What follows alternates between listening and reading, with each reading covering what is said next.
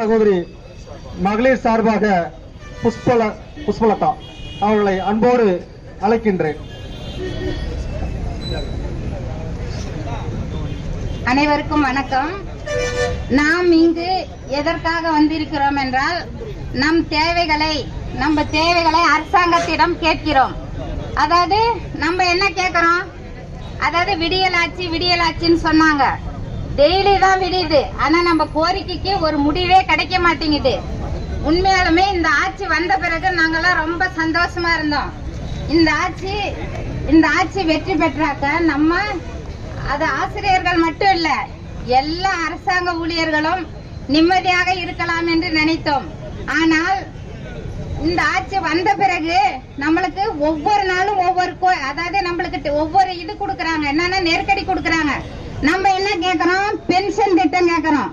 Pension திட்டம் நம்ம கேட்டாக்க என்ன எழுத்தும் பிரஷர் கொடுக்கறாங்க. அதுக்காக நம்ம போராட வந்தாக்க 243 ஜீவோ கொடுக்கறாங்க. இப்படி நம்மளுக்கு அழுத்தம் கொடுத்துட்டே இருக்காங்க.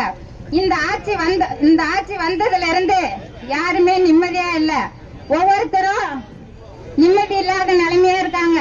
சரண்டர் கேட்டா அந்த சரண்டர் எல்லாம் சுரண்டிட்டாங்க. அதாவது நம்ம ஸ்டாலின் ஐயா அவர்களை கேக்குறேன், உங்க தந்தை இல்லை என்ற சொல்லை இறக்கும் வரை சொன்னதே கிடையாது. ஆனா இந்த கோரிக்கைக்கு இது இருக்கு, எடுத்துக்காங்க. நாங்க ஒரு 10 கோரிக்கை கொடுத்தா ஒரு 3 கோரிக்கையாவது நிறைவேற்றுங்கன்னு சொன்னாக்க ஒரு கோரிக்கைக்கு கூட நீங்க வெளியவே வரமாட்டீங்க. அதாவது நாங்க கேக்குற கோரிக்கை உங்களை காதுல விழலையான்னு தெரியல. எல்லாம் இங்க இருக்கிற அதிகாரிகளே பேசிக்கிறாங்களா இல்ல இந்த மந்திரிகளே பேசிக்கிறாங்களா? உங்களுக்கு 5 ஆண்டு இந்த 5 ஆண்டு இந்த உங்களோட பதவி காலத்துக்கே நீங்க பென்ஷன் கேக்குறீங்க. ஒரு டீச்சரோ ஒரு அரசாங்க ஊழியர்களோ என்ன நினைக்கிறாங்கன்னா, ஒரு வீடு வாங்குறோம், பிள்ளைங்களை நல்லா படிக்க வைக்கிறோம், 2 பேரு அரசாங்க ஊழியரா இருந்தாக்கா ஒரு கார் வாங்குறோம், இவ்வளவுதான் நம்ம வாங்குறோம். ஆனா நீங்க என்னென்ன வாங்குறீங்க, உங்களுக்கே 5 வருஷத்துக்கு பென்ஷன் வேணும், அதாவது சம்பள உயர்வு வேணும்னு நீங்க போராடுறீங்க. நாங்க இத்தனை கோரிக்கை கேட்கறோம், நீங்க ஒரு கோரிக்கையாவது பரிசீலனை செய்யறோம்னு ஒரு வார்த்தை கூட சொல்ல மாட்டீங்க. ஏன் இப்படி செய்யறீங்கன்னா, இது முதலமைச்சருக்கு போய் காதுல விழுதா என்னன்னு தெரியல. எலெக்ஷன் அப்ப ஓட்டு போட்டப்ப எல்லாம் கேட்டாங்க, நீங்க எல்லாம் அவருக்கு தானே போடுவீங்க? ஆமா, நான் அவருக்கு தான் போடுவேன் அப்படின்னு சொல்லி தைரியமா சொல்லி நீங்க ஜெயிச்சு முத்துவேல் கருணாநிதி ஜெயிச்சுட்டாருன்னு சொல்ற வரைக்கும் எங்களுக்கு அவ்வளவு சந்தோஷமா இருந்துச்சு.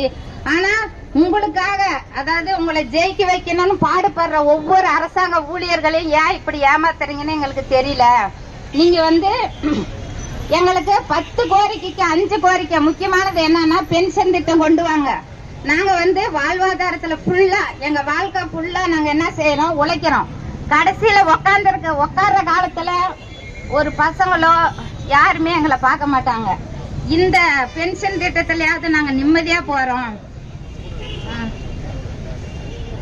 சரி, அதாவது நாங்க 10 கோரிக்கை கேட்டா நீங்க ஒரு 5ஆவது நிறைவேற்றுங்க. முக்கியமான கோரிக்கை என்னன்னாக்க, இத்தனை பேர் எதிர்பார்த்து நிக்கிறது பென்ஷன் திட்டம்.